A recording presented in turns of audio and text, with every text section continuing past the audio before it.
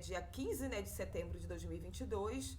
E eu vou conversar com o professor Renato Emerson dos Santos, que é da área de Geografia e professor do IPUR, que eu não vou lembrar agora o que significa. Sei que tem a ver com alguma coisa com urbano. Renato, eu queria que você se apresentasse, né, falasse um pouco da sua atuação profissional e também nos contasse como que você chega, né, me contasse como que você chega no pré-vestibular para negros e carentes.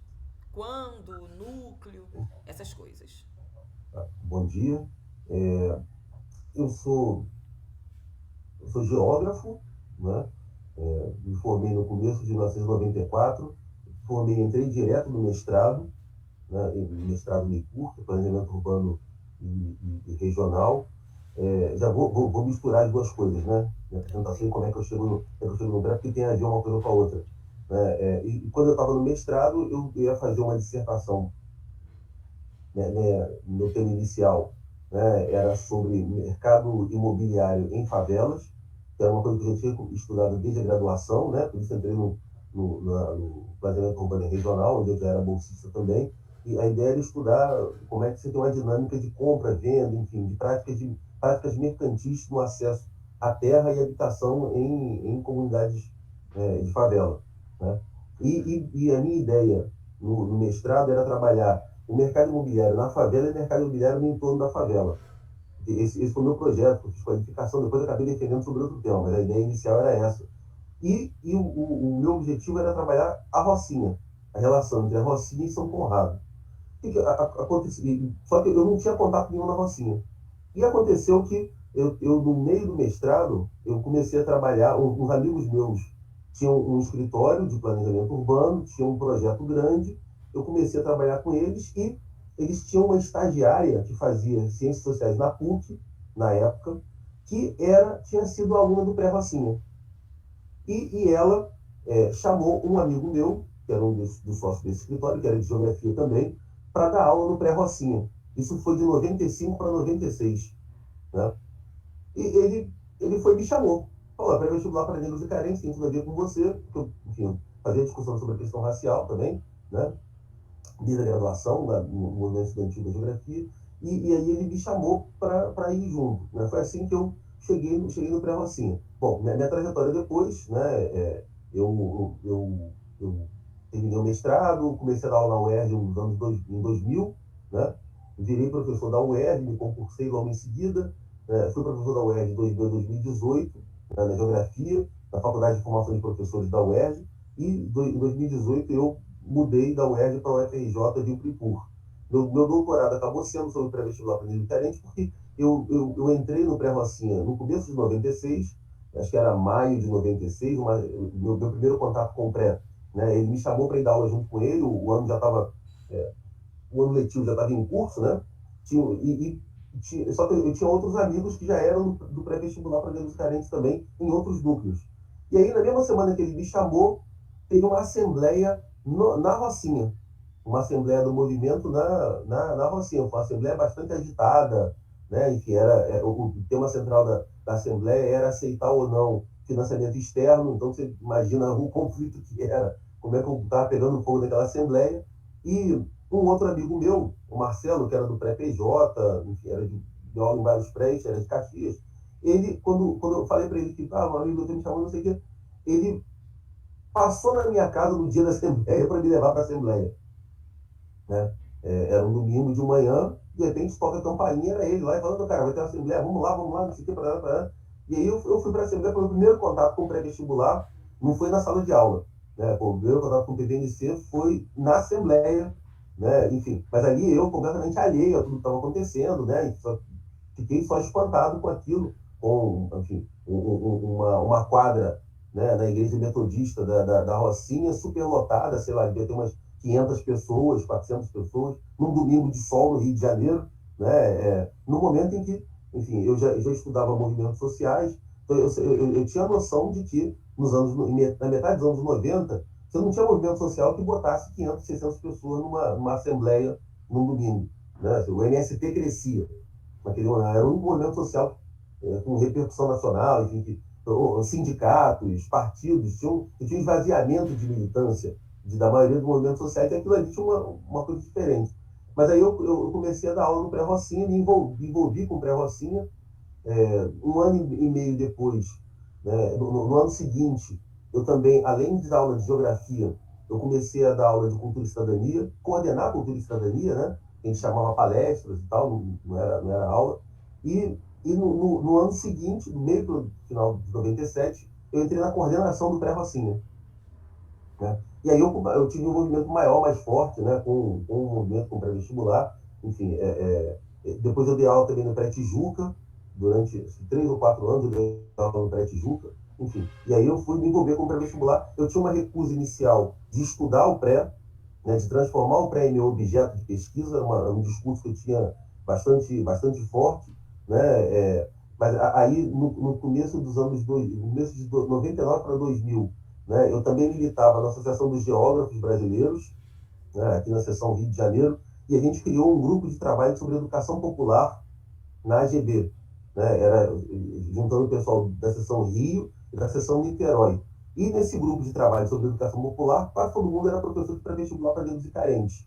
Né? Tinha o Gustavo, tinha a Marcilene, que era de Niterói também, era desse GT. E, enfim, aí a gente começou, a gente discutia na época o falecido Gilson, né? Depois deu aula junto comigo no Pré-Tijuca, né? Que a gente perdeu agora durante a Covid. Né? Enfim, esse grupo de trabalho foi onde a gente elaborou um primeiro mapa dos núcleos do pré, né? E aí, como o GT, que era uma iniciativa de discussão coletiva, a gente chegou a organizar algumas atividades em encontros da AGB, né? Mas aí o GT se esfacelou, né? O pessoal não manteve, e depois de um tempo eu falei, essa discussão que a gente estava fazendo era importante, eu resolvi incorporar ela como discussão acadêmica e fiz o meu doutorado estudando para vestibular para negros e carentes. Né? Aí saiu minha tese de doutorado, eu publiquei em livro. Acho que. Sim, é isso. E como foi, como dizer, como foi para você escrever, a experiência de escrever sobre o pré-vestibular para negros e carentes e os principais achados, assim, o que você tem, assim, de uma síntese, se você pudesse compartilhar uma síntese da sua pesquisa, o que você... E de contribuição também do trabalho para o campo, né? Tanto porque você olha para os movimentos sociais, né, a partir de uma perspectiva da geografia, né, que é uma abordagem, pelo menos que eu não conhecia. Quando eu li sua tese, eu gostei muito desse olhar, né, dessa perspectiva, que a gente acaba olhando, né, a questão dos movimentos sociais, pelo menos a minha experiência é muito mais de sociologia, né, sociologia política. Então, como foi para você? Primeiro, você falou um pouco já da escolha, mas como foi a experiência de poder conhecer mais o movimento a partir da pesquisa e esses achados também? Acho que você tem dois, dois momentos, né, nessa minha trajetória pesquisando o pré, né?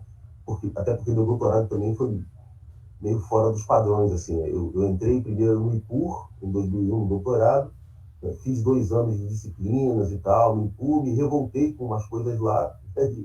E fui para a UF, para outro doutorado, né? Não repito essa experiência em casa, né? Mas eu troquei de programa. E isso tem não só essa questão, né, mais de relações históricas, mas tem também a ver com o enfoque que eu estava construindo. Né? Minha primeira discussão, né, acadêmica sobre o pré, né, quando eu resolvi tomar ele como objeto de estudo, era a minha própria vivência sobretudo dentro do pré-Rocinha. Né? Para mim, tinha duas questões que me inquietavam e que eu achava que tinham relevância sociológica. Uma era a questão da relação entre raça e classe dentro do pré, né? E eu estudei isso quando eu ganhei uma bolsa da Fundação Ford e Amped e Ação Educativa, que foi no concurso Negro Educação, né? Onde eu fui estudar essa relação entre raça e classe no pré, no movimento. E a outra questão era como é que a gente juntava um grupo de pessoas tão heterogêneas, né, do ponto de vista não só da inserção social, da posição social, né, da racialidade e tal, mas do ponto de vista das intenções, dos desejos e tal, numa iniciativa coletiva. Né? Eu olhava, muito sociologicamente, né, meu cotidiano no pré-vestibular Rocinha, sobretudo, onde Eu via pessoas que iam para lá dizendo, eu venho aqui porque eu acho que o mundo está ruim, eu tenho que fazer alguma coisa, né, e tal, né, e outras pessoas que falavam, não, eu estou aqui numa condição política de militância, né, porque eu acho que a gente tem que tensionar as universidades, é um absurdo pessoas, né, serem privadas de poder entrar na universidade por falta de oportunidade e tal. O vestibular é um filtro social, nós temos que lutar contra esse filtro social e racial e tal, parará. Enfim, pessoas com opiniões, visões sobre o que estavam fazendo muito diferentes, e isso tinha um impacto pedagógico, inclusive, né, na hora de discutir o que a gente ia fazer, o que a gente ia construir coletivamente em termos de programa de formação ali, essas perspectivas diferentes entravam em embate pedagógico também. Então, como é que você construía um espaço que agregava, né, pessoas com opções e posições ideológicas divergentes muitas vezes, né? Então, você construía um pacto ideológico ali, que era um pacto ideológico meio complexo, né? E eu considerava, em alguns aspectos, um pacto frouxo, do ponto de vista ideológico. Né? Isso foi a minha primeira questão. Quando eu entrei no IPUR, muitos professores do IPUR, né, de um professor especificamente, me tensionava muito, falava, mas Renato, você é geógrafo, cadê o espaço na sua construção? Né? E aí eu comecei a pensar em como ler espacialmente isso. Eu falei aqui, a gente fez esse mapa, né, dos núcleos do movimento, né, mas aquilo, para mim, não respondia pela dimensão espacial do pré-vestibular enquanto movimento social. Né? A experiência de ir nas assembleias, né, de ver as relações políticas que muitos militantes do movimento acionavam, né? A gente via políticos, né, outros movimentos sociais, enfim, como algo presente, né, em algumas lideranças do pré. E eu falo, tem uma questão espacial aqui, né, tem uma espacialidade nesse agir político que eu acho que vale a pena tentar interrogar. E aí eu comecei a montar isso que foi o foco da minha tese de doutorado, que era a tentativa de fazer leituras espaciais da ação. Não era uma leitura só. Né? Ou seja, a distribuição espacial dos núcleos pela região metropolitana respondia por uma espacialização do pré, né, do movimento. Mas você tinha outras espacializações. E aí, ao ir para a Assembleia e conversar com um, conversar com outro, olhar aquela agitação política, né? Enfim, as assembleias eram um espaço muito interessante, né? Você conhecia a gente o tempo todo, conversava com quem estava sentado do teu lado, na hora do almoço você dava para conversar, a pessoa ia para o bar, né? E conversava, falava da vivência, enfim. Era um espaço com vivências muito complexas e eu chamo de arenas, né? Diversas, arenas visíveis, né? Da fala, votação e tal, parará, e arenas ocultas também, onde você tinha negociações, tinha discussões, além desse intercâmbio de experiências que eu vi que eram experiências muito diferentes, muito diferenciadas, né? E isso era um dado que regulava os comportamentos das pessoas ali. Então, eu comecei a observar, né, de muitas inserções espaciais diferentes ali no movimento, né? Eu lembro, por exemplo, né, eu estava fazendo a pesquisa para o negro da educação. Né? Então, com aquele olhar sobre raça e classe, né? Essa coisa dos pactos ideológicos e tal, enfim, sem a dimensão espacial. Eu lembro de ter ido daquele pré, que era acho que era a Nova Biblioteca, que tinha, eu não lembro o nome do lugar agora, era entre Santa Cruz da Serra e Nova Campinas, né? Ali no meio, eu lembro de ter ido lá, até entrevistei o Fernando lá. O Fernando estava nesse pré na época, ele morava em Nova Será que é o Campinas, estava nesse Pantanal? pré. Porque. Não, Pantanal é Não era, Caxias. não Entre era Nova Pantanal, Campina não e era o quê? outro. Entre Nova Campinas e Santa. Eu lembro que o ônibus fazia isso, ele ia até Santa Cruz da Serra. Ah, Em Santa Cruz ele entrava aham. e ia na direção de Nova Campinas. E aí É. passava por esse lugar, que eu esqueci agora o nome do lugar. Enfim, mas eu lembro da gente, eu lá, né, fazendo entrevista, conversando com alguns professores e tal, e aí o Fernando falando, pô, cara, o nosso pré aqui, a gente tem a associação de moradores no lugar, mas a pessoa não procura associação para discutir os problemas do lugar. A pessoa vê no pré, virou referência política do lugar, né? Eu falei, você tem uma dimensão espacial, né, de construção, de ser reconhecido como um ator político local, né, que é uma forma de leitura né, de leitura espacializada do agir do pré. Sim. Né? Então, eu comecei a perceber alguns núcleos dialogavam com atores, com sujeitos políticos em outra espacialidade. Né? O pré-AF, por exemplo, né? O pré-AF era referência municipal de Caxias. Sim. Né? Então, tinha escalaridades diferentes, e aí eu comecei a investir nessa ideia de uma imaginação espacial sobre o agir político no âmbito do pré-vestibular. Né? Eu vou pensar essa coisa de você ler as espacialidades diferentes que a gente tem dentro do movimento. Então, essa minha trajetória de investigação tem um pouco essas duas faces. Né? Um primeiro momento, lendo essa coisa dos pactos ideológicos, né? dentro do movimento, né? Isso de você reunir pessoas, e sobretudo no cotidiano dos núcleos, né? Com vivências diferentes do cotidiano dos núcleos, com agires diferentes, enfim, com conotações, com tendências ideológicas divergentes, muitas vezes, né? Por isso que o pau quebrava, né? Também, né? E depois essa leitura espacial da ação. É interessante porque também eu fico percebendo assim, né? Ouvindo as pessoas e também a experiência que eu tive no pré, que é isso que você traz o que que eu busco, né? Quando eu vou fazer a militância, né? E também como o movimento social forma, né? Ele vai formando. Então, ouvindo pessoas que foram alunas, porque você vem de uma experiência, já tem uma formação, você já vem da universidade, já tinha terminado, você participou do movimento estudantil, então você já tinha uma formação.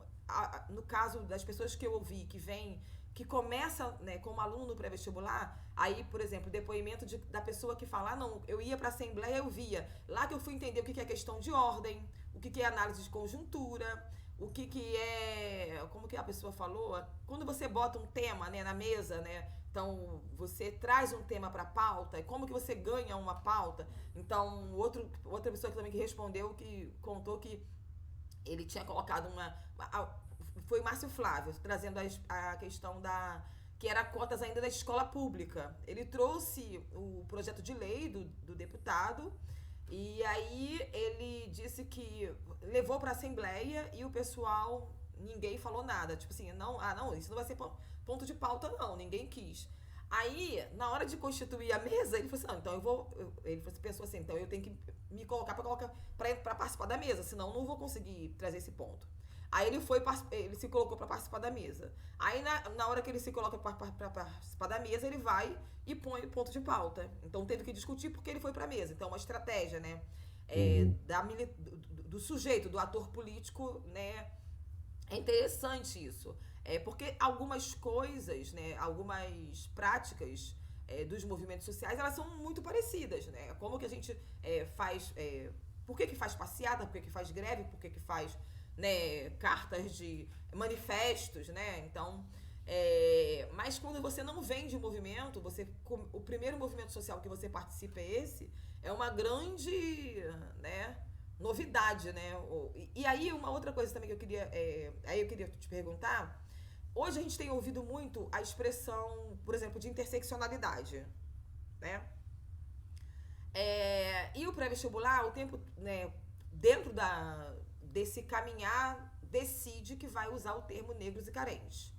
Porque antes a ideia era ser só para negros, mas você tem diferentes pessoas com diferentes interesses no movimento, e isso vai acabar trazendo também o termo para negros e carentes. Então, a opção pelas pessoas pobres, né? Além de negros pobres, também brancos pobres. Você acha que isso já era uma experiência de interseccionalidade ou é outra coisa? Eu fico pensando nisso, sabe? Ou foi vivido isso na prática? E quais foram os ganhos? Você tem algum balanço sobre isso, assim? Eu nunca pensei no conceito de interseccionalidade para pensar essa experiência, não.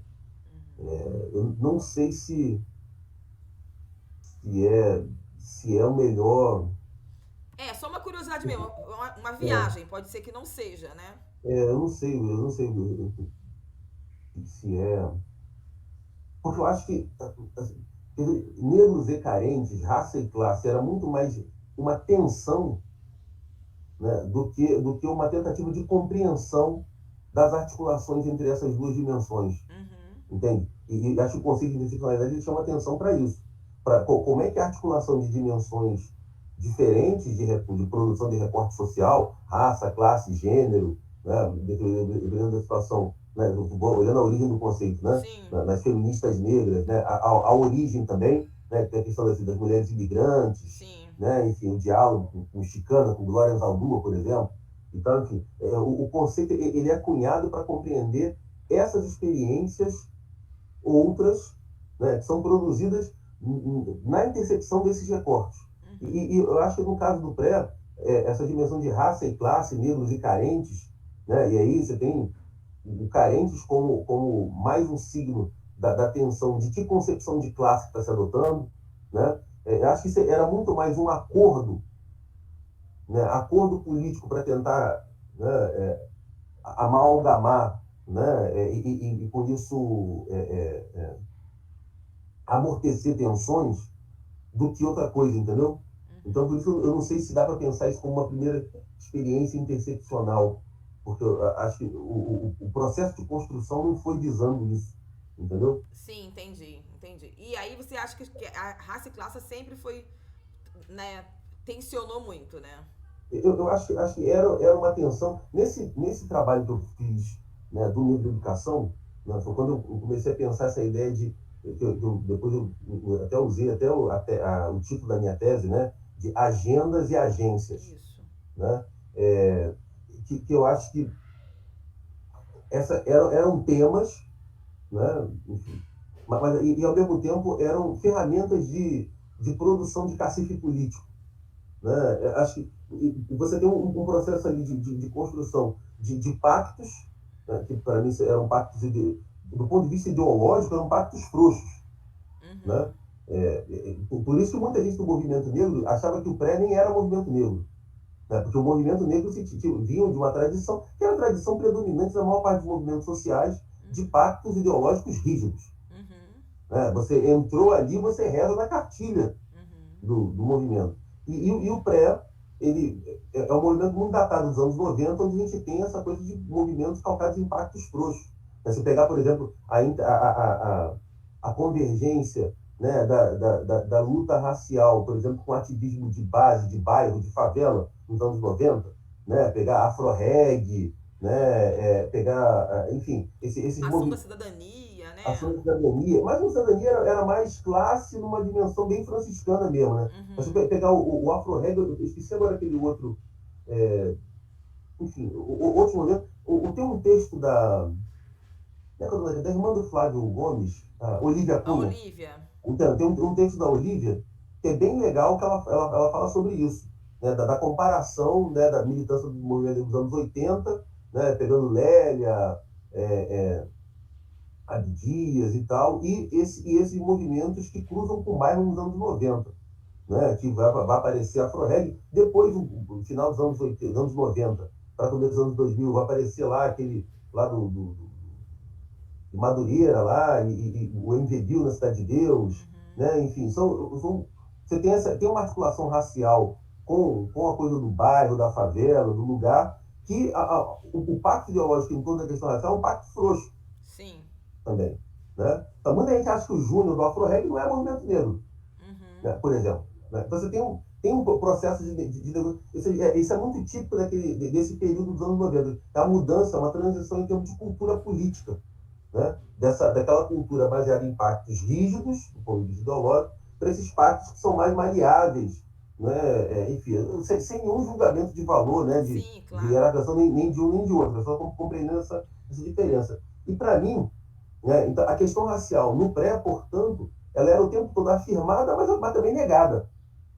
Né? Se admitia dentro do pré pessoas que eram contra o debate racial, que era, né, gente que não. E que matava ali, isso me incomodava no pré-racinha.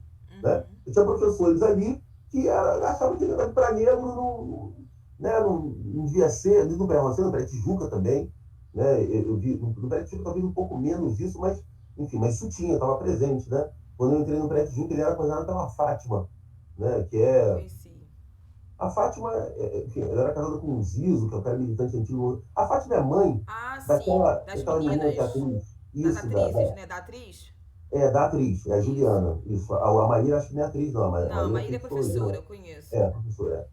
Enfim, então, assim, tinha um pé forte no movimento negro, mas também tinha professores, né? Enfim, quando eu comecei a dar aula lá, tinha uma outra professora de geografia também que, enfim, era do PT, né? Histórica do PT e tal, e nada a ver com questão racial, né?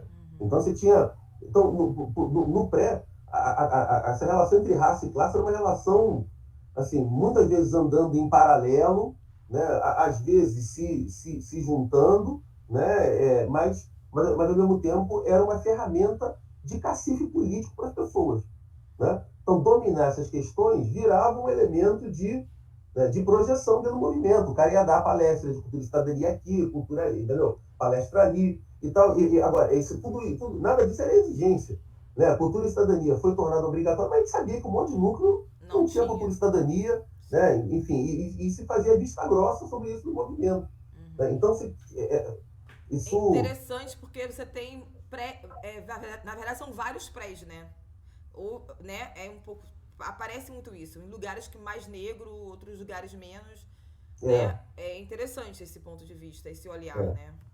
Mas assim, na relação entre raça e classe, né, esse pacto é frouxo, mas se for pensando do ponto de vista da classe, também é frouxo.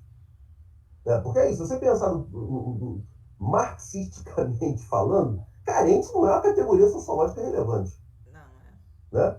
Então, o próprio termo carentes tem a ver com um pacto entre uma fração que achava que o corte de classe era um corte importante, ou até mais importante do que de raça, né? Agora, se tinha uma parte que classe é a pobreza. Era meio que um eufemismo, né? Não, esse é uma concepção de classe, é a concepção liberal de classe. Né? Para o marxismo, classe tem a ver com a posição na estrutura produtiva. Né? Mas para a tradição liberal, o que define a estrutura de classe é a quantidade de riqueza que o sujeito acumula. Então, o carente é aquele que não acumulou nada de riqueza. Né? Então, aí você dialoga com pobreza. Né? E com a igreja, né? Com a dimensão da igreja, né? Com a caridade. Carente também tem a ver com caridade. Essa tradição franciscana, né? Encabeçada pelo Davi. Aí você entende, por exemplo, esse pacto entre Davi e o Alexandre. Né? O Alexandre, na origem, era um cara que tinha mais a ver com a discussão de classe. Né? Mais até do que de raça. Depois é que ele vai, né? Ele mesmo fala isso, né? Incorporando o debate racial até o debate racial central na atuação dele, entendeu? Então, assim, você tem esses pactos ideológicos ali no movimento, né? O movimento era muito construção de pactos, e para mim esses pactos eram pactos frouxos. Sim. Né? Agora, é interessante isso, mas a gente vai pular para o outro assunto já, mas assim, eu fico pensando também que em comunidades em que você citou, né, como que fala? Lugares, por exemplo, o caso da... Parque Paulista. Parque Paulista. Parque Paulista. Parque Paulista, não conheço. Não conheci. Um caso, por exemplo, a pré-Petrópolis, a Ellen, né, que fez o depoimento, me mostrou algumas imagens, algumas fotografias. Então, nos anos 2000, 2001, acho que 2002, 2003, 5 mulheres na coordenação. Dessas 5 mulheres, apenas uma era branca. As outras 4 negras. Né? Então, você tem um pré-vestibular na coordenação com muitas pessoas negras. Porque eu fico pensando assim, a questão que eu fico refletindo a questão racial, a identidade racial, às vezes, não está dada. Ela está posta na condição de vida que você tem, né? Nos lugares que você mora, na cultura que você compartilha. Mas você não fala sobre isso e você não... Eu acho que aí, sim, do ponto de vista, eu fico pensando assim, da minha experiência no pré-vestibular, que a raça vai virar uma coisa que você fala também, entende? Essa tensão entre raça e classe, ela faz você ter que falar. Eu lembro de eu usar uma blusa, eu ia pro pré com uma blusa não sei se você conheceu essa blusa, que era negro na universidade. Uma blusa que o pessoal fez lá no Salão Quilombo. Então eu botava a roupa e ia pro pré com essa blusa, ficava o dia inteiro lá estudando com essa blusa. E das pessoas ficarem olhando, né? Isso foi 95, 94. Né? Então você botar negro na universidade... Eu lembro também de uma vez ter ido tirar... Eu era professora já de literatura no pré, aí eu fui tirar xerox pros alunos, né? E o rapaz da xerox questionou o título para negros e carentes. Ele perguntou, mas para que isso? Nilópolis, né? Era um homem branco, esse foi o homem branco que me... Mas, assim, você tem um quantitativo significativo de pessoas negras no movimento, mas que vem de comunidades negras, que vive a negritude, mas não fala da negritude, talvez. Né? A identidade é uma identidade que está internalizada, né? Nesse cotidiano. É interessante isso. Acho que Aí, isso, assim, aí fala. não, acho que isso narra bem, né, o que que eu encontrei quando eu entrei no pré-vacina.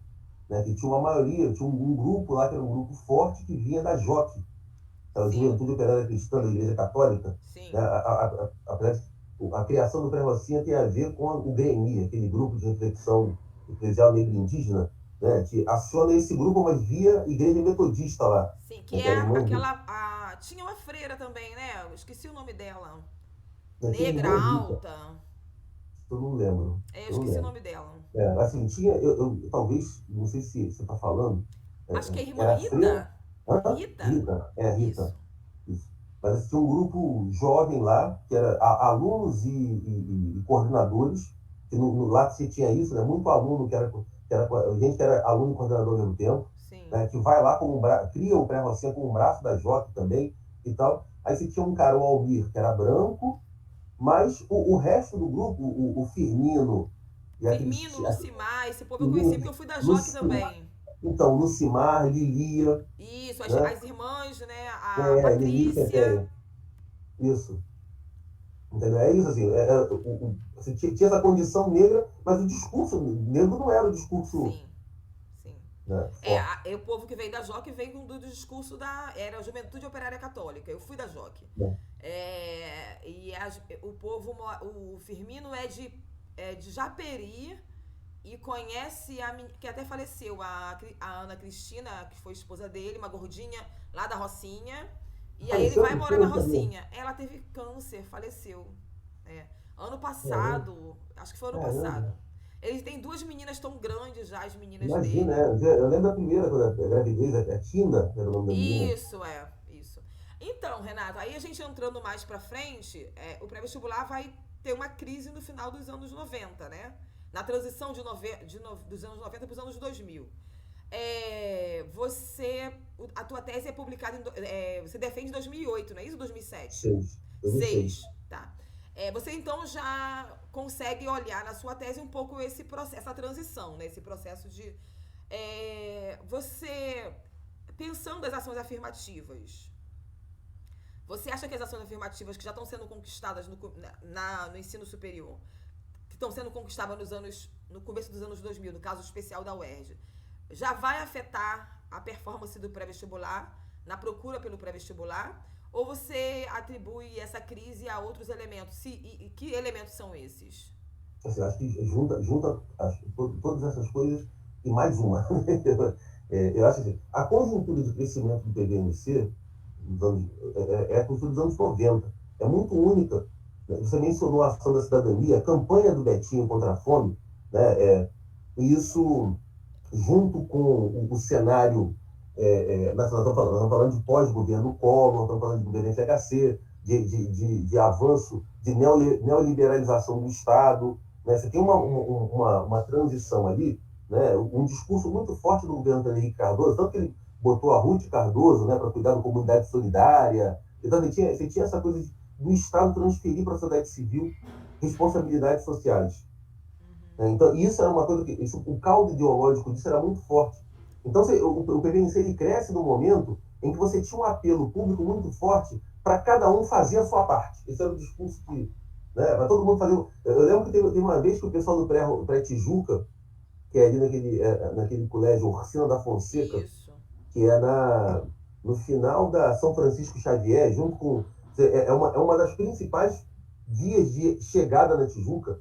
O pessoal colocou uma faixa ali, pré-vestibular para negros e carentes e tal, convoca voluntários para serem professores.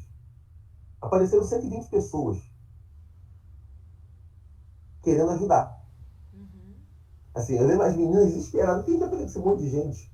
Assim, botaram uma faixa na cultura da escola. Era isso.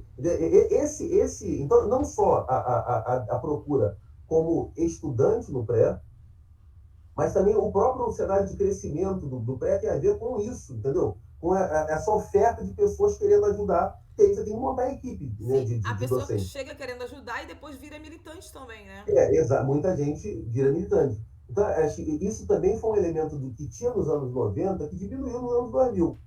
Então, acho que esse é o primeiro. A segunda questão, acho que é isso. Assim, você tem as tensões internas do movimento, né? Que são disputas, enfim, movimento é isso, né? É disputa interna. Muitas vezes as disputas internas, as pessoas, enfim, são mais viscerais, né? Nas relações com os seus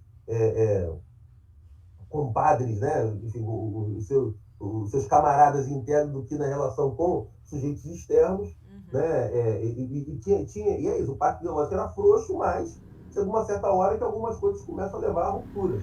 Né? Então, acho que as crises internas também deram uma enfraquecida no movimento, né? Eu acho que isso se junta com o cenário da favela. Aí eu acho que tem um caráter um pouco diferente. Né? Acho que a emergência das ações afirmativas de cotas e depois, né, o Enem, né, e posteriormente o SISU, né, essas formas de democratização que mudam um pouco, né, mudam, mas também permanece ainda muito excludente, óbvio, né, o acesso ao ensino superior, isso tudo o movimento não consegue se reorganizar em torno disso, em torno disso. E aí, o que o movimento enquanto conjunto organicamente articulado, né? Porque fragmentariamente, de maneira fragmentada, né, essa coisa de pré-vestibulares populares continua existindo até hoje. E tem uma quantidade Isso que eu enorme. ia comentar, né? Porque depois do PVNC, depois dessa crise do PVNC nos anos 2000, você tem, por exemplo, a ascensão da Educafro, né? Que ela vai ganhar muita visibilidade, né? Ação nos anos 2000. A Uniafro, que é do Douglas Belchior, que surge em São Paulo. Não sei se você já ouviu falar do movimento dos Sem Universidade. MSU. É Sim. isso, MSU. E é interessante, né? Porque Então, vamos pensando os negócio aí. populares, né? Isso, esse campo dos pré-populares, isso aí até hoje, forte, vai dizer, perde essa coisa da organicidade. Né? Mas a ação continua de alguma maneira aí. Talvez, nessa de perda da organicidade, o que esse campo que permanece, né, mantém essa dimensão de pré, entre aspas, populares. Né? Uhum. Populares mais no perfil de estudante que ele captura do que qualquer outra coisa. Né? Sendo, assim, acho que boa parte dos que eu conheço, né, não tem o alvoroço, né, a movimentação em torno da constituição de um projeto pedagógico, né, com uma dimensão política popular também. Né? Então, eu não tenho tanto. A cultura de cidadania foi, para mim, uma válvula de escape, né? Porque a cultura de cidadania ela consegue resolver essa equação, né, de você ter um debate político, né, mas ao mesmo tempo com um monte de professores e professoras que não tinham nada a ver com discussão política. Então você cria uma disciplina para poder resolver isso, isso desonera o pessoal de trabalhar as questões raciais, questões sociais, nas outras disciplinas. Que era o que a gente, naquele coletivo de educação popular, de geografia, né, da associação, era que a gente começava a discutir, né, de fazer um coletivo de professores dos prédios para pensar um programa dos prédios com a questão racial. Para mim, aquilo é embrião das discussões que eu fui fazer depois sobre a lei de 1639, Sim. no ensino de geografia. A gente tentava pensar o ensino de geografia voltado, a minha prática era essa. Eu tentava trazer a questão racial direto, o ano inteiro no pré, dialogando com todos os temas de geografia. Mas a cultura Independente de vai... ser cultura e cidadania. Agora, eu tive essa experiência também em Nilópolis, porque o prédio Nilópolis, ele vem... É um braço do Matriz, né, de São João, e ele vem dos APNs. Ele começa com os APNs. Então, de algum modo, a questão racial, pelos religiosos, né, negros, e pelos leigos negros, vai aparecer. E quem claro, nem todo mundo, nem todos os professores, mas alguns professores vinham desse debate. Então, ele conseguia, o professor de física, por exemplo, ele conseguia fazer a discussão racial e dar aula de física. O Hélio também fala do pré-pilar, que vem da Pastoral da Juventude e que tem professores engajados com a questão racial. Mas isso é muito diferente, é muito díspare, né? É muito diverso. Nem todos os lugares são assim. Não, no pré-Rocinha, por exemplo, tinha um professor de física lá, que usava a apostila eu não lembro se o curso era objetivo, poxa, do PH, que era um curso né, mais famoso, caro na época, né? Para ele era isso. Não, tem que ajudar o cara a passar no vestibular, então física tem que ser isso aqui. Nada de discussão política. Se recusava a fazer qualquer discussão política. Então, acho que isso permaneceu. Né? Esse movimento que tem hoje, ele é predominante. Apesar de, assim, é óbvio que eu não estou falando, não é 100%. Né? Eu tenho, por exemplo, um casal de ex-alunos meus, que eu orientei, né?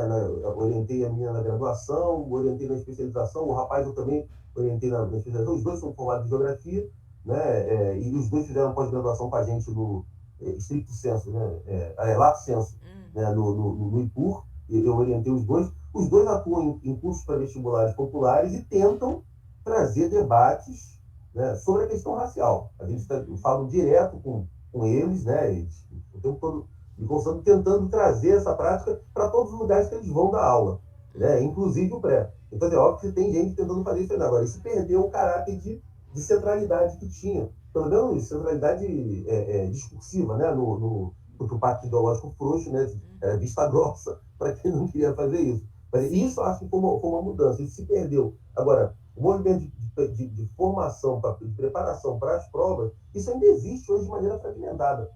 Né? Não sei se tem tanto núcleo quanto tinha naquela época, né? Mas acredito que sim. Né? Sim. Entendeu? Não tem. Eu até procurei um pouco, estudos mais recentes a gente não tem, né? Sobre essas experiências de pré-vestibulares populares. Mas eu acho que tem um outro fenômeno também, que um pouco reflete, né, ou seria uma continuidade daquilo que aconteceu naquela época. Né, que acho que tinha aquele apelo público, né, do fazer alguma coisa, né, criou uma oportunidade de ativismo, mesmo para a gente que era despolitizada. Né? E, ao mesmo tempo, nessa oportunidade de ativismo, se juntou também muita gente que tinha uma vivência, a questão racial estava posta na vivência, a questão social estava posta na vivência, que a pessoa não tivesse essa consciência daquilo. Né? E o pré passa a ser lugar de conscientização, né? Isso muda a trajetória política de um monte de gente ali. Hoje, a gente já tem 20 anos, nós vamos fazer 20 anos aí de cotas em universidades.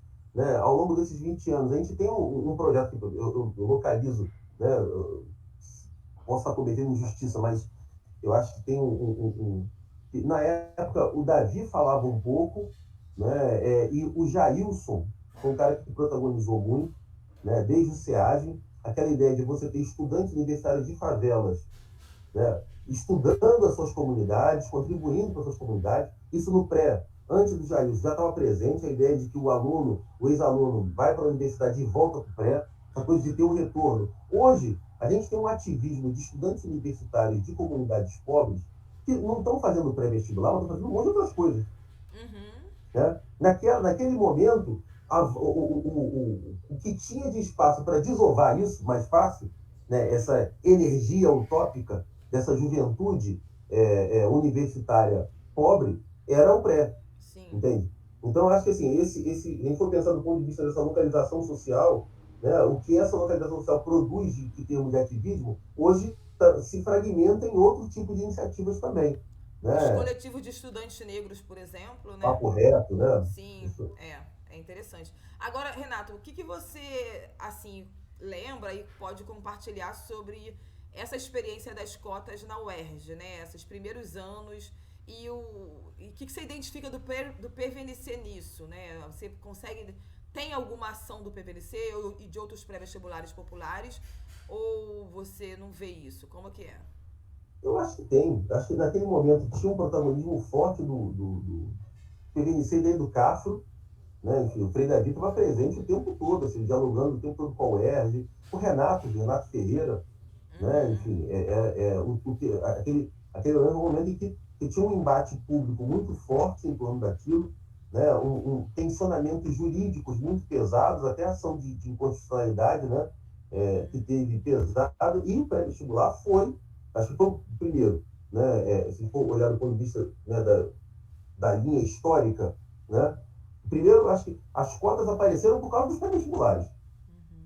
Né? No final dos anos 90, os pré-vestibulares, enfim, apareceram no cenário público com aquele, um pouco de desdém, né, dos núcleos duros do movimento negro, por conta desses pactos ideológicos frouxos, mas, enfim, quando veio o cenário de 2001, o cenário de Durban, né, que tem uma mobilização nacional do movimento negro, né, com articulações internacionais e pressionando o governo a se posicionar, né, e cobrando políticas públicas. Você tinha um processo aí desde 95, desde da Marcha Zumbi dos Palmares, que o Ivair Augusto já estava lá no governo federal, né, há alguns anos, maturando essa ideia de que assim, o Brasil precisa enfrentar o racismo através de políticas públicas, através de ação do Estado.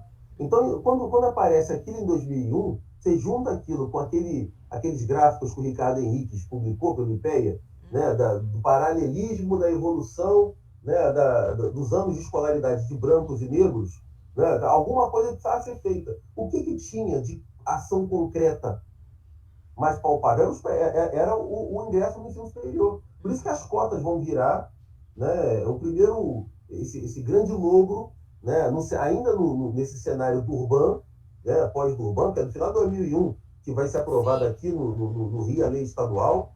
É nesse mesmo momento, virado de 2001 para 2002, que a Ivete Sacramento vai aprovar ali na UNEB, né, também as cotas lá. Então, assim, os pré-vestibulares, tem o PVNC, Steve Biko, né, tem um papel fundamental na criação dessa pauta. E na hora que, quando começa as cotas, que você inicia-se também uma campanha contrária a isso pesada. A gente viu agora esse editorial, né, cínico do Globo, dizendo que agora é a favor das cotas, depois de 10 anos, mas os primeiros 10 anos das cotas, a campanha anticotas foi uma das principais campanhas que as organizações Globo fizeram.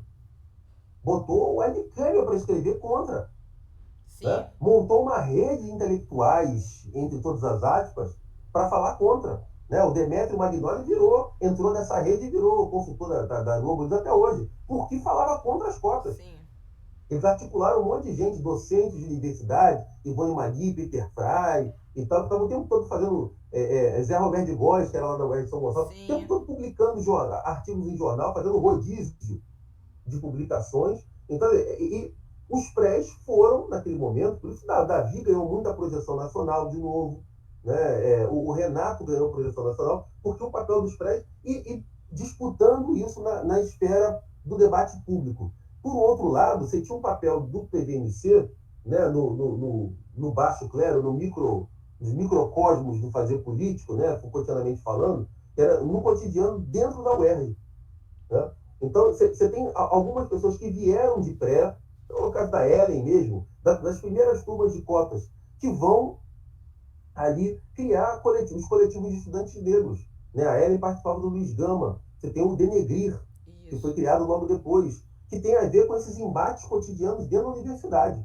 Né? Eu estava lá na criação, quando começou aquele pessoal, que era o pessoal que participava dos espaços afirmados, boa parte deles, né, dentro da MPP, né, com todas as suas contradições também, né, e que vai fazer um enfrentamento contra a sub-reitora de graduação, a Raquel Vilardi, que botou uma nota de corte no vestibular para ingressar menos cotistas. Foi pesado aquilo, foi pesado. O Pablo chegou a me falar, né, eu sei que está sendo gravado isso, né, assim, que teve um momento em que a reitoria pediu a minha cabeça na LPP por causa daquilo, dizendo que eu estava organizando os estudantes, criando um radicalismo, e ver se eu tenho capacidade de organizar o pessoal do Denegrir. Né? Como se precisassem. Né? Então, vem também eu lembro que assim, vem também de uma ideia de que as pessoas não podem vir já organizadas para a universidade. Exatamente. Porque os pré-vestibulares, de algum modo, dão uma formação política. Porque eu lembro de também, quando eu estava na universidade como aluna, eu entrei antes das cotas, entrei em 96 na UERJ, e eu continuei militando no pré-vestibular. Então, eu lembro de uma vez teve um embate na sala de aula de um colega do movimento estudantil dizendo que a gente não fazia nada, que a gente não era militante, que a gente não era nada. Que a turma era muito apática. E tinha 4 pessoas de pré-vestibular. E todo mundo atuando nos seus núcleos. Na sala de, né? Então, a gente não estava no movimento estudantil, na universidade. até porque trabalhávamos o dia inteiro, então a nossa militância era final de semana, mas estávamos militando nos prés, né? Então, Esses coletivos, muito como a Ellen, já vinha de pré, de uma atuação dentro do PVMC. Você pega, no caso da Denegri, o Hugo, por exemplo, era um cara que já vinha de movimento negro. E tinha várias pessoas ali que já vinham de atuação dentro do movimento antes de entrar na universidade. Então, era uma galera que já entrava politizada. E aí, acho que os prés tiveram um papel importante nesse início, nesse processo de organização ali, né? Também no cotidiano das disputas universitárias, né? Dando esteio, dando força, né? E ajudando a pensar, a estruturar as formas de resistência a essas violências institucionais que a gente sofria. Né? Porque é isso. Eu lembro que essa discussão da nota de corte no vestibular, ela veio com um estudo, entre aspas, de que se no ano de 2004 aquilo tivesse sido implementado, teria tido menos 800 cotistas na universidade. Isso foi levado para o Conselho Universitário. Quando a gente entrou falando que aquilo era absurdo, que era medida anticotistas, aí disseram que aquele estudo não era um estudo, que era uma suposição. E o Conselho Universitário da UERJ, assim, muita vergonha que eu tenho disso, mas a gente sabe como é que é, né? Aprovou aquilo, aprovou aquela nota de corte. Né? E aí, naquele momento, é que se forma esse grupo, né? O Denegri tem até uma matéria no G1, há pouco tempo atrás, que tem um depoimento do Fábio, que era um outro cara do Denegri também, contando essa história que eu estava lá também. Lembra a gente carregando o burro para dentro do Conselho Universitário? Vou procurar. Porque o Hélio me contou essa história também, especialmente porque ele foi do Conselho, era representante discente do Conselho Universitário, ele e a Ellen. E essa história é bem tensa, né? Com a Vilarde, né? Foi pesado. Pediu a minha cabeça depois. Assim, falaram pro Pablo lá para. Agora, fora o UERJ, você teve alguma participação a nível nacional para olhar para essa questão dos pré-vestibulares ou com relação às cotas? A UERJ ganhou alguma... Né, os professores que estavam nessa atuação mais ligada às cotas puderam falar em outros lugares? Como foi? Você teve alguma experiência? Via o UERJ muito pouco, né?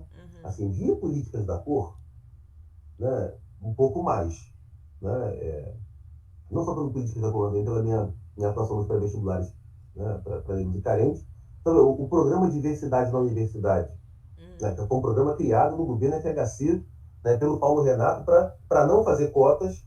Ele arrumou uma grana lá da Unesco, eu acho, lá do BID, né, para fazer o diversidade na universidade, dizendo que ia financiar para vestibulares, que ele dizia que era uma medida mais inteligente do que as cotas.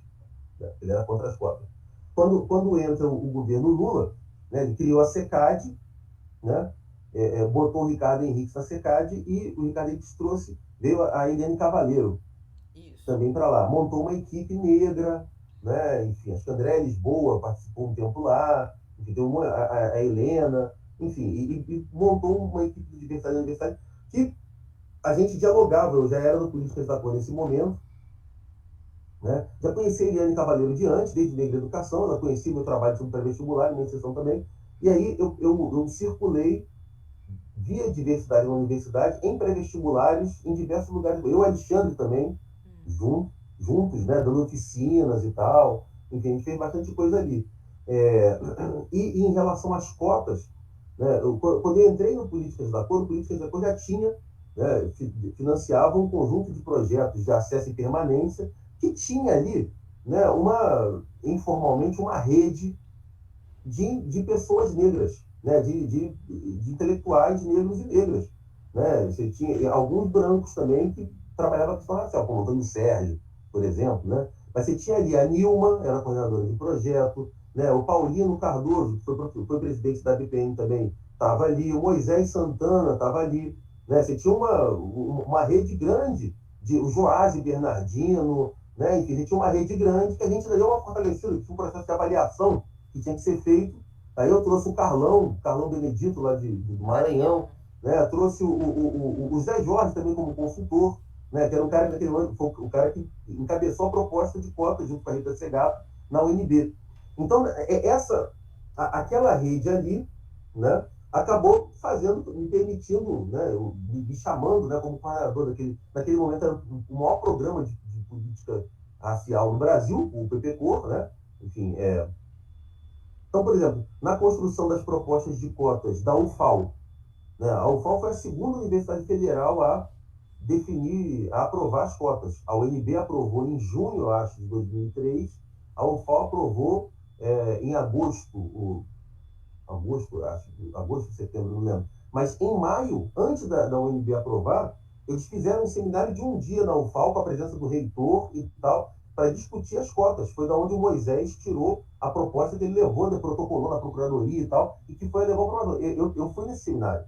Eu estava nesse seminário. Eu comecei a circular em vários, Amapá, enfim, Recife, eu fui a várias universidades na época, Mato Grosso, né, por conta dessa coordenação, enfim, e várias dessas que foram aprovando as cotas. O Federal do Paraná também, a Lena Garcia, né, era a coordenadora de projeto, era muito parceira do Paulo Vinícius Batista e da Dora Bertulho, dentro da Universidade Federal do Paraná. Então, o processo de aprovação lá também teve um protagonismo dessas pessoas que tinham relação com o política da coisa. Então, eu estive lá antes da aprovação, participando de atividades de debates, enfim, eu tive uma circulação grande também nesse momento, né, em que a gente estava...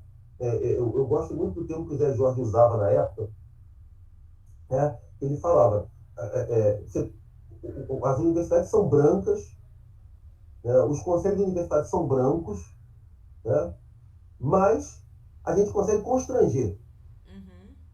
Ele falava, então, se tiver um professor que resolve encampar a proposta e levar, a gente vai lá e constrange os conselhos universitários a aprovarem. Então, a gente aprovar pelo constrangimento. Esse constrangimento... Tipo uma questão ética, né? Ficava um impasse, né? É isso. Vocês são contra, vocês não querem os negros aqui e tal, né? E nisso aí eu, né, circulei bastante. Né, Agora eu lembrei da ideia do preconceito de ter preconceito, né? Isso. Então é engraçado que agora o Conselho Universitário da UFRJ aprovou as cotas na pós-graduação. Né? Tem o conselheiro que é representante do meu instituto, né? Ele falando comigo, ele foi meu amigo, ele falando, Renato, é engraçado que as pessoas só não querem ser chamadas de racistas. Isso. Né? Então ele fala, as cotas para negros passaram, ninguém era contra, todo mundo era a favor e tal. Agora, se botar outros públicos, né, trans, LGBTQIA+, isso aí você não consegue. Né? Mas dizer que é contra os negros, ninguém quer isso. Isso é um dado do mito da democracia racial. Sim, né? O Florestan já falava isso, né? Que o Brasil tem uma integração do negro na cidade de classe, isso ali de 65, né? O Florestan dizia que o brasileiro tem preconceito de ter preconceito. Né? Então, quando você eleva né, o preconceito de ter preconceito não é o preconceito de discriminar, é de ser contra, né, o avanço social da população negra. Né? Aí você constrange esses sujeitos. Né? E é interessante porque, de algum modo, precisa de ter uma leitura apurada das relações raciais para poder fazer esse tipo de militância. Né? Que muitas das vezes você consegue, claro, voltando para o tema dos movimentos sociais, né? Você tem vários repertórios de ação coletiva que os movimentos lançam mão para as suas, né, para as suas demandas, mas um repertório como esse, né, de você ir para uma reunião, uma instância superior e se posicionar e perceber nesse lugar, que é a maior instância, se a gente conseguir aqui, a gente vai conseguir em todos os outros lugares. Se a gente se comportar dessa maneira, a gente consegue, né? Tem a ver com a leitura de relações raciais também, né? Sim, claro. Se você não tiver essa leitura de como funcionam as relações raciais no Brasil, vai ter dificuldade de fazer militância e de conquistar algumas coisas. Renato, assim, olhando hoje, né, para a realidade das universidades com relação às cotas, a gente está 10 anos, né, das cotas que a gente aprova em 2012, federais, né, das universidades, no país todo, na verdade, que não é só federal, em todas as universidades. A gente percebe hoje já a questão, por exemplo, da permanência. Aí você falava do LPP, e eu lembro que a Ellen também contava sobre as iniciativas que foram feitas no LPP, que foi um programa que tinha um dinheiro externo, não foi isso? Ele tinha um dinheiro externo, ele escolheu alguns estudantes que eram cotistas, né? E conseguiu, de algum modo, fazer uma ação local com aquelas pessoas para elas ficarem na universidade. Você acha que hoje um dos gargalos para a efetivação das políticas de ações afirmativas nas universidades é a questão da permanência? Como que você vê a permanência? Eu acho que é um gargalo, sim. Acho que sempre vai ser, ainda mais. Quer dizer, porque hoje o país está numa crise econômica brutal. Né? Então você tem. Por mais que eu ache que a gente tem algum nível de incorporação institucional disso, né? Então, por exemplo, pegar hoje a UFRJ tem bandejões, por exemplo, coisa que em 2003 não tinha. Sim. Né? Eu fui estudante da UFRJ no período Collor, que foi desarticulação de. Eu entrei na universidade com bandejão, quando eu me formei não tinha mais bandejão. Né? Isso foi dilapidado, mas nos anos 2000, no final dos anos 2000, você tem uma retomada disso, dessa preocupação com assistência estudantil e tal. Agora, só que hoje você tem, enfim, uma das dimensões dessa crise é o corte orçamentário, né? Também nesse campo. Né? Então, você tem as bolsas, R$ 400 de bolsa de iniciação científica. Né? Para quem pega 2 ônibus para ir para, entendeu? Gasta 15, R$ 20 por dia para ir para a universidade, você não vai, entendeu? Não tem como segurar, não tem como. Então, assim, muitos estudantes têm que trabalhar para ajudar a família, né? Enfim, e não conseguem se manter. Então, eu acho que é um gargalo ainda, um gargalo agravado por conta dessa crise econômica pesada, corte, enfim, esse projeto de dilaceração da universidade que hoje predomina, né, no nosso país. Agora, tem essa outra dimensão da permanência que você chama atenção, né, que é a dimensão epistêmica e política. Né? Eu publiquei um texto agora há pouco tempo, né, que eu falo que você tem 3 planos, né, essa presença negra a partir das cotas na universidade é diferente da minha presença negra nos anos 90, antes das cotas. Né? Hoje a presença negra é uma presença politizada. Né? Porque o ingresso é via política, boa parte desse corpo estudantil tem consciência disso e politiza a presença no cotidiano da universidade.